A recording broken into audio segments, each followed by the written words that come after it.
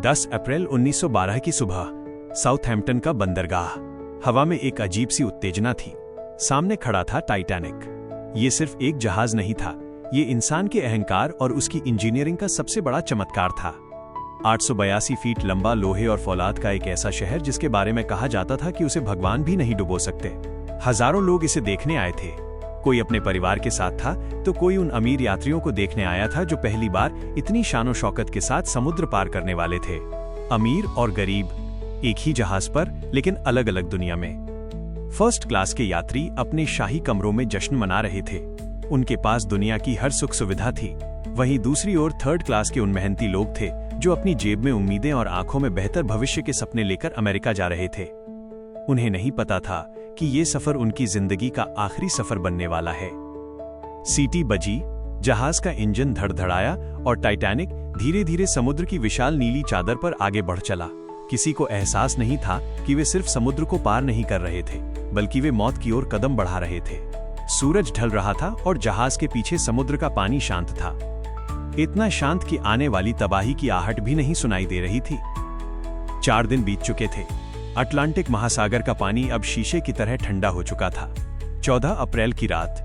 घुप अंधेरा था, समुद्र में चांद नहीं था और हवा बिल्कुल थमी हुई थी। ये शांति ही सबसे बड़ी चेतावनी थी जिसे कोई नहीं समझ पाया। जहाज के ऊपर क्रोज नेस्ट में तैनात नाविकों की आंखें रात के सन्नाटे में कुछ ढूंढ रही थीं। तभी एक धुंधली सी आकृति दिखाई दी, एक विशाल गहरा काला साया जो पानी के ऊपर तैरता हुआ चला आ रहा था।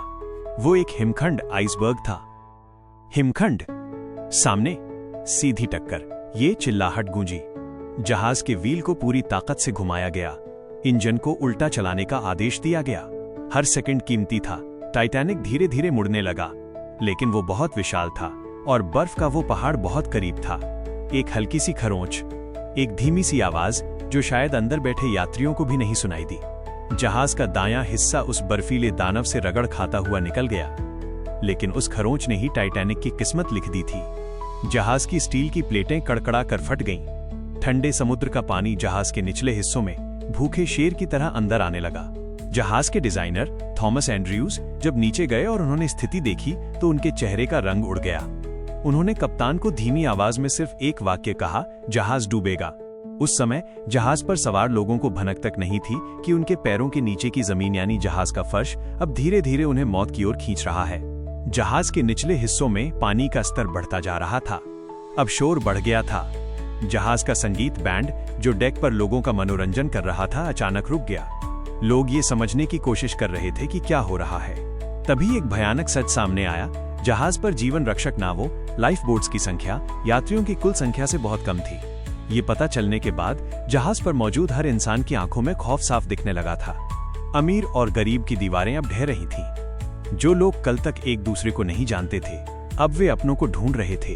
कहीं माताएं अपने बच्चों को आखिरी बार गले लगा रही थीं, तो कहीं पति अपनी पत्नियों को नावों में बिठाकर खुद पीछे रहने का फैसला कर रहे थे।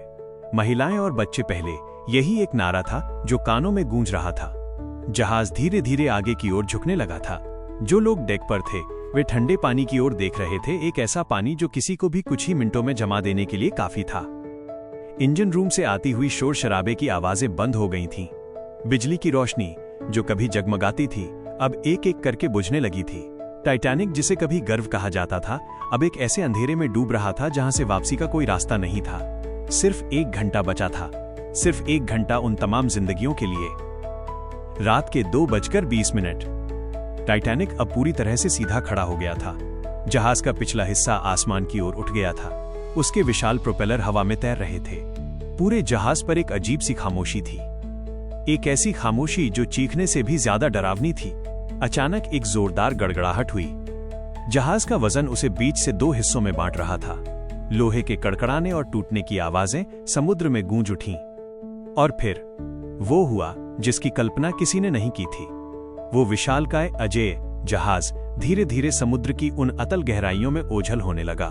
पीछे छूटा था सिर्फ सन्नाटा और ठंडे पानी में तैरते हुए वे लोग जो बस एक चमत्कार की उम्मीद कर रहे थे। लेकिन समुद्र का पानी इतना ठंडा था कि कुछ ही पलों में सब कुछ जमने लगा। वे आवाजें जो मदद के लिए पुकार रही थीं, धीरे धीरे मध्यम पड़ गईं और फिर पूरी तरह शांत हो गईं। सूरज की पहली किरण जब समुद्र पर पड़ी तो वहां कोई भव्य जहाज नहीं था, सिर्फ बर्फ के टुकड़े थे और कुछ खाली नावें। 1500 से ज्यादा जिंदगियां उस काली रात में समुद्र की गोद में हमेशा के लिए सो गईं। आज सालों बाद भी टाइटैनिक का मलबा समुद्र की गहराई में एक मूक गवाह की तरह पड़ा है। वो हमें याद दिलाता है कि इंसान चाहे कितनी भी बड़ी इमारतें खड़ी कर ले, चाहे कितनी भी तकनीक बना ले, प्रकृति की शक्ति के सामने वो बहुत छोटा है।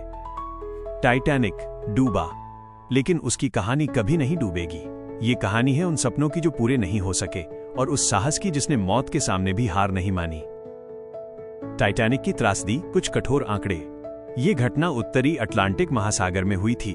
15 अप्रैल 1912 की सुबह जब टाइटैनिक डूबा, तब उसके बाद क्या हुआ, यहाँ उसकी पूरी जानकारी है। ये जगह कहाँ है? टाइटैनिक का मलबा आज भी उत्तरी अटलांटिक महासागर की गहराई में स्थित है। ये जगह न्यूफाउंडलैंड कनाडा के तट से लगभग 600 किलोमीटर 370 मील दक्षिण पूर्व में है। ये समुद्र तल से लगभग 3800 मीटर 12500 फीट की गहराई में लेटा हुआ है। आज भी वहां तक पहुंचने के लिए विशेष पनडुब्बियों, सबमर्सिबल्स की जरूरत होती है। कितने लोग बचे और कितने मर गए?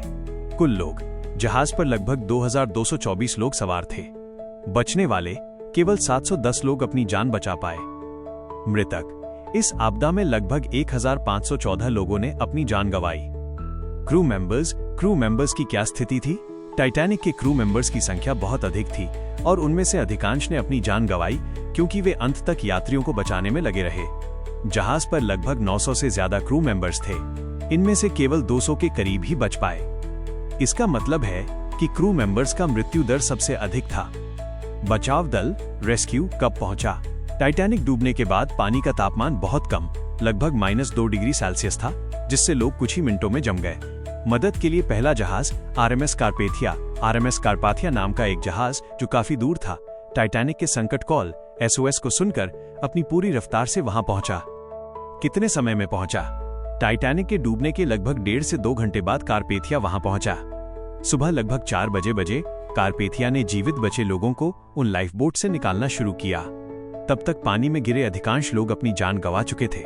एक और दिल दहला देने वाली बात, कारपेथिया के वहां पहुंचने तक उन 1500 लोगों में से अधिकांश की मौत डूबने से नहीं, बल्कि समुद्र के बर्फीले पानी में हाइपोथर्मिया माइनस शरीर का तापमान बहुत कम हो जाना के कारण हुई थी। टाइटैनिक की ये अनकही और दर्दनाक दास्तान आपको कैसी लगी? अगर आप इतिहास के पन्नों में दबी ऐसी ही और भी रोंगटे खड़े कर देने वाली कहानियां सुनना या पढ़ना चाहते हैं, तो अभी हमारे पेज द स्क्रॉल स्टॉप को फॉलो करें और इस पोस्ट को लाइक करना न भूलें।